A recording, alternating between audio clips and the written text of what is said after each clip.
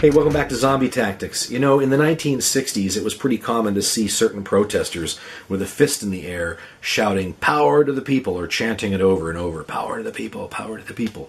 Now, as much as I might disagree politically with a lot of their goals, being that in many cases they were anarchists and socialists and communists and kind of wanted to bring it all down, man, I very much agree with that concept of power to the people. That's one that is central to the American experience, having to do with our whole history and the very concept of America, of the United States as a country. Now, to understand this in context, we kind of have to go back before the United States to Magna Carta in Great Britain. And we got to give props to the Brits, because the Brits came up with something that had never been come up with before, not really anyway, not codified the way that Magna Carta did. Magna Carta establishes a lot of things, but one of the things that it establishes is that the king is not an arbitrary authority, meaning he can't just make up stuff off the top of his head and say, "I'm the king, this is it, do it." He can't just, be going down the road in his carriage and say, "I don't like the way that peasant is bowing, off with his head." Now, see, before Magna Carta, he could do that, and people would go, "Man, that sucks to be that guy. He just got his head lopped off." But, what can you do? It's the king. The king decided. It's the right of kings. It's good to be the king. Magna Carta said, we're not going to do any stuff anymore. You can't be arbitrary in your decisions. We have a system of making laws here in Britain, and you, the king, have to obey those laws. By the way, the second big idea in Magna Carta, and again, props to the Brits, they got this one right, is you, the king, must actually follow your own laws. You can't have one set of laws for the royalty and another set of laws for the peasants or the nobles. So, if you go out and you decide you want something that a citizen, that a subject has, you can't just say, "I'm the king, it's mine now." No, that would be theft just as much as it would be theft for someone else to come along and grab it from them. You got to obey the same laws that everybody else does, or at least you're subject to the law. Instead of the king being the law, or the king being the final authority, the law is the final authority. And that is a big deal in all of human history. Okay? A big thing, improved the human condition immeasurably for British subjects, and as a concept, it's kind of one that's become a popular one. Now, moving forward, sometimes we in the United States, we think we invented everything. We really didn't. If we get to 1689 in Britain, we'll find out they had their own Bill of Rights. And if we read that Bill of Rights, we'll find out, wow, a lot of this looks really familiar. This looks like a lot of the stuff that's in our own Bill of Rights. Well, duh, because that's where we got these ideas. Part of our complaint was that our rights as British citizens were not being respected by the Crown. So one of the things we wanted to do when we formed our own government was make sure that we codified, put down in writing, all of those rights that we thought were not being respected by the Crown in the first place, because we're going to make sure that this new government gets it right. So a lot of those ideas are not original to us. But one idea that is original to us gets back to this power to the people concept. And that is, if you read our founding documents, if you read the Declaration of Independence, if you read the Constitution and the first 10 amendments, the thing that we call our Bill of Rights, you will find a very powerful concept in there. And that concept is very different than what existed in history up to then. Up to then, the idea was, sure, maybe the king can't make arbitrary decisions, but the king still is the source of power and the source of authority. That whole right of kings thing is a big one. Or even in places that were more democratically organized. The idea was, well, the power comes from the government. The government has all the power, and the government is going to give the citizens privileges. Now, they may have done a good job in doling out these privileges or doling out these rights as kings or democratically, organized governments. But still, the idea was that ultimately the government is the source of all power. The government is in charge over everything and everybody. Okay? The American experience is very different. The American experience says the right to govern, the power to govern, comes from the people. It comes from the consent of the people. The consent of the people who are being governed. The people have to agree to what the government is doing. The government doesn't have all the power. The people have all the power.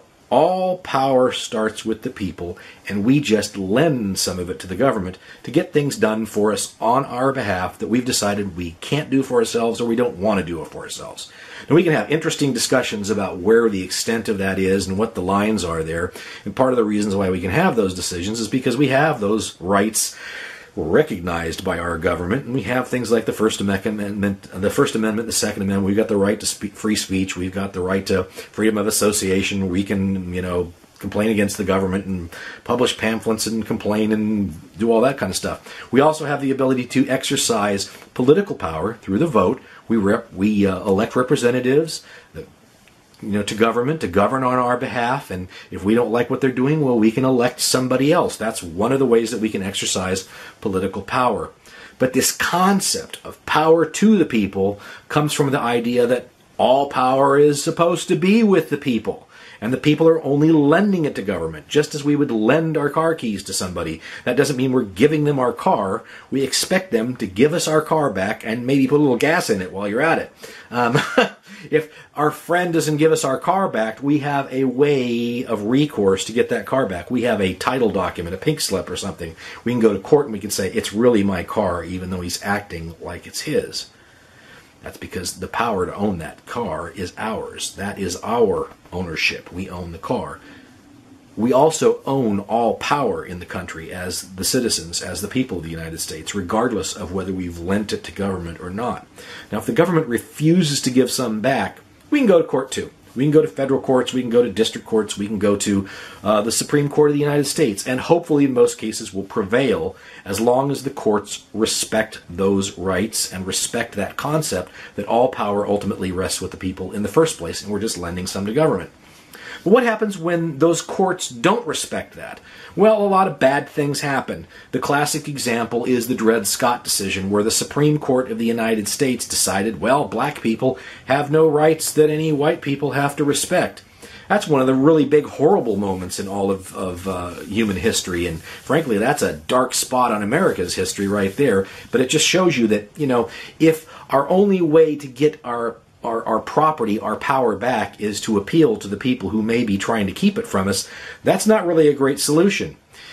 This is, in my mind, the reason why the Second Amendment is so important. It is the very linchpin of our liberty, and it is the very linchpin of our freedom, and it is actually central to the notion of the American experiment itself.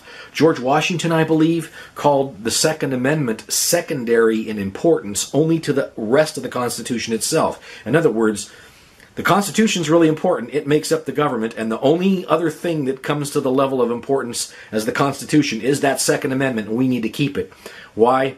Because that is the final expression and the bedrock expression of the idea that all power rests with the people. See, having firearms is having power. It is ultimately saying, regardless of what else goes on, if things get too far gone, we the people, we can overthrow this government. We can put another one in place. Now, I'm not going to get into an argument with you in this video about whether or not that's practically possible, because certainly the government has all kinds of fun toys that citizens can't own. But at least as a principle, the idea is, yeah, the people are supposed to have the ability to take their government back if they want it, to take their power back if they want it, just as like we lent our car to somebody and now they won't give it back. We've lent some power to the government. They went too far with it. Now we're going to get it back. And we have power to do that, because all power, even the power of bearing arms, rests finally and ultimately and originally with the people.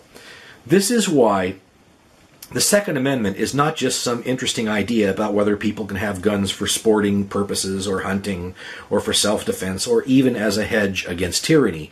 It is not just those things, looked at about an inch deep. It is central to the very idea of America itself, because the central idea of the United States of America is that all power begins with and finally belongs with the people. Any attempt to take away that power from the people is an attempt to actually get rid of the very idea of America in the first place. Because if the power no longer rests with the people, then there is no more America. That's zombie tactics for today. Keep your powder dry and aim for the head. We'll see you next time. Bye-bye.